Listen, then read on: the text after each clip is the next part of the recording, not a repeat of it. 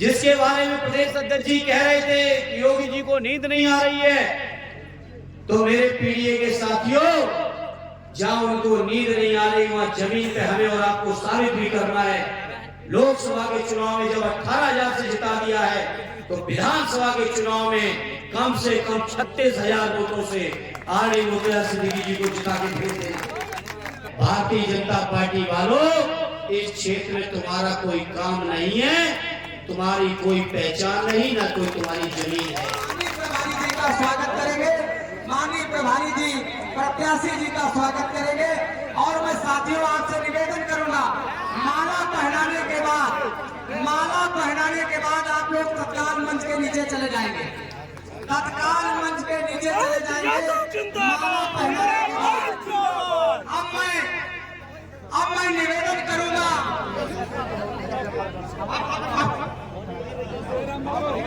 चलिए गंगा पार की सरजमी हम समाजवादियों की सरजमी रही है, और हम लोग आज जिस गठबंधन में, इंडिया गठबंधन में, कभी ये कांग्रेस की भूमि होती थी। देश के प्रथम प्रधानमंत्री पंडित जवाहरलाल नेहरू जी और हमारे समाजवादी विचारधारा के प्रेरणा स्रोत डॉक्टर राम मनोहर लोहिया जी ने इस क्षेत्र से चुनाव लड़ा हो। स्वर्गीय जनेश्वर मिश्रा जी जहां से सांसद रहे हो। मैं समझता हूं समाजवादियों के एक लंबा इतिहास है, जब से चुनाव हो रहे तब से लेके आज तक इस क्षेत्र के लोगों ने या तो समाजवादियों का साथ दिया है या शुरुआती दिनों में कांग्रेस के साथियों का साथ दिया है। अगर हम दोनों को जोड़ लेंगे तो गठबंधन और इंडिया गठबंधन के लोगों का ये इलाका है। भारतीय जनता पार्टी वालों, इस क्षेत्र में तुम्हारा कोई काम नहीं है, तुम्हारी कोई पहचान नहीं, ना कोई तुम्हारी जमीन है। मैं बड़ी जिम्मेदारी से कह रहा हूं फूलपुर के लोगों के बीच, और यही नहीं, देश की संसद में भी मैंने कहा था शपथ ग्रहण के दिन, आर्य अमरनाथ मौर्य जी को जो चुनाव हराया गया है, कोई स्वाभाविक चुनाव वो नहीं हारे हैं।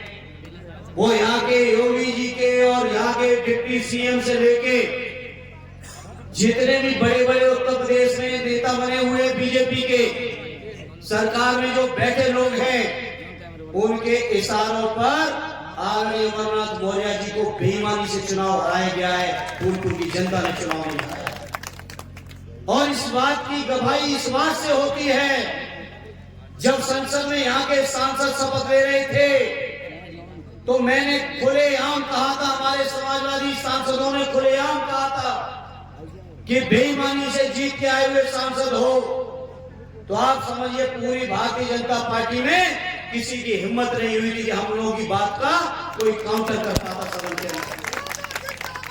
तब मैं फूलपुर के लोगों आपसे कहूंगा, आर्य अमरनाथ मौर्य जी के साथ जो अन्याय हुआ, जो बेईमानी हुई, उसका सूद सहित मैं ब्याज के बदला लेके यहां से हमारे उम्मीदवार आरडी मुखर्जी सिद्दीकी जी को ऐतिहासिक वोटों से मेरे भाइयों जिताने का काम करते हैं। तभी साथियों पीडीए की, जिसके बारे में प्रदेश अध्यक्ष जी कह रहे थे कि योगी जी को नींद नहीं आ रही है, तो मेरे पीडीए के साथियों, जहां उनको नींद नहीं आ रही वहां जमीन पे हमें और आपको साबित भी करना है। लोकसभा के चुनाव में जब 18,000 से जिता दिया है, तो विधानसभा के चुनाव में कम से कम 36,000 वोटों से आरडी मुखर्जी सिद्दीकी जी को जिता के भेज देना, और जवाब दे देना लोकसभा की बेईमानी का भी, और ये साबित कर देना ये फूलपुर की सरजमी समाजवादियों की सरजमी है। यहां अगर बेईमानी की काट की हांडी एक बार चढ़ गई, तो दोबारा फूलपुर वाले उस हांडी को ऐसा उतारेंगे कि कभी हांडी चढ़ने का नाम नहीं लेगी। ऐसे मेरे फूलपुर के भाइयों बुजुर्गों, ऐतिहासिक वोटों से जिता देना। हम सबके नेता आदरणीय अखिलेश यादव जी, जो पूरे देश में आज पीडीए की पहचान बन चुके हैं, विपक्ष की सबसे मजबूत चेहरे में से एक बन चुके हैं। पूरे देश के लोगों को उम्मीद अगर किसी से है, तो सबसे ज्यादा उम्मीद समाजवादी भाइयों बुजुर्गों आपसे लगी हुई है। जब आपके नेता से इतनी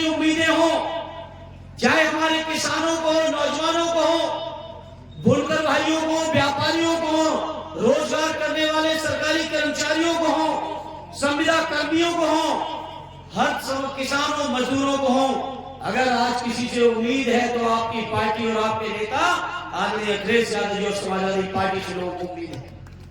इन्हें उन उम्मीदों को पूरा करने की ताकत फूलपुर के मेरे भाइयों आपको देनी है, झूसी के, छतैया के लोगों आपको देनी है मेरे भाइयों। आज जो आंदोलन चल रहा था इलाहाबाद में, मैं तो देख रहा था, आदरणीय राष्ट्रीय अध्यक्ष जी का भाषण हुआ, 600 के आसपास कार्यक्रम था आपका, 20 किलोमीटर दूरी पे चल रहा था आंदोलन छात्र नौजवानों का, जहां माननीय राष्ट्रीय अध्यक्ष जी ने कहा कि छात्र नौजवानों का जो आंदोलन है, जो मांग है, उस मांग को हम समर्थन करते हैं। 1 घंटा तब लगा, योगी जी को फैसला वापस लेना पड़ गया। ये ताकत आया। इसलिए मैं अपने नौजवान साथियों आपसे कहेंगे, जो हमारे आंदोलनकारी नौजवान हैं उनसे कहेंगे, ये भारतीय जनता पार्टी के लोग समितियां बना के, कमेटियां बना के मुद्दे को डाइल्यूट करने की कोशिश करते हैं। जब तक ऑर्डर न देख लेना तब तक इनकी बात को सच न मानना, ये मैं अपने नौजवानों से कहना चाहता हूं। नौजवान साथियों, बहुत आंदोलन आपके साथ करने का सौभाग्य मुझे भी मिला। आज देश की संसद में बैठ के जो आपकी आवाज उठा पा रहे हैं, तो अगर उसकी कहीं ट्रेनिंग मिली है तो मेरे इलाहाबाद और फूलपुर के नौजवानों को, बुजुर्गों, आप ही सबके बीच मिली है। मुझे याद है स्वर्गीय जवाहर सिंह यादव जी उस समय हमारे अध्यक्ष हुआ करते थे। स्वर्गीय पंडित जी से जो सानिध्य कम दिनों का रह पाया, क्योंकि मैं इलाहाबाद आया था, उसके 2 साल बाद ही उनके साथ दुर्घटना हो गई थी। इलाहाबाद के लोगों आपके बीच बहुत कुछ सीखने का, समझने का सौभाग्य भी मिला है, मौका भी मिला है। और मैं इस बात से वाकिफ हूं, मैं जानता हूं, ये इलाहाबाद का, गंगा पार का, फूलपुर का ये इलाका जब कोई फैसला लेता है तो वो फैसला केवल इस क्षेत्र के लिए नहीं रहता है, बल्कि उस फैसले पर देश का जनमानस चलने का काम करता है।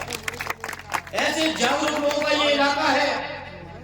इसलिए आज इस मौके पर मैं उम्मीद लेके आया हूं, जहां पूरे उत्तर प्रदेश के किसान परेशान है, डीएपी मिल नहीं रही है, समय से बिजली आ नहीं रही है, खाद मिल नहीं रही है, किसानों को मूल्य मिल नहीं रहे उनकी लागत के, नौजवानों को जहां 2 करोड़ रोजगार हर साल देने का वादा करके आने वाले लोग आज लाखों लाख नौजवानों को सड़कों पर आंदोलन के लिए मजबूर कर रहे हैं। आज देश का किसान परेशान है, नौजवान परेशान है।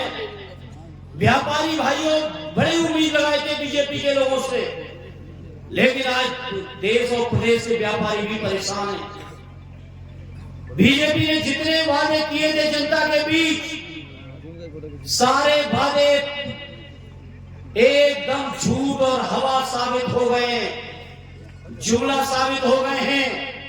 मेरे इलाहाबाद के जागरूक लोगों, आप सब जानते हो, कुछ नया बताने की जरूरत नहीं है, लेकिन चूंकि 2 दिन के बाद वोट पड़ने, तो आपको याद जरूर दिलाना चाहता हूं। आज बीजेपी के लोगों से सवाल कर लो कि 2 करोड़ के हिसाब से 20 करोड़ नौजवानों को रोजगार कहां है।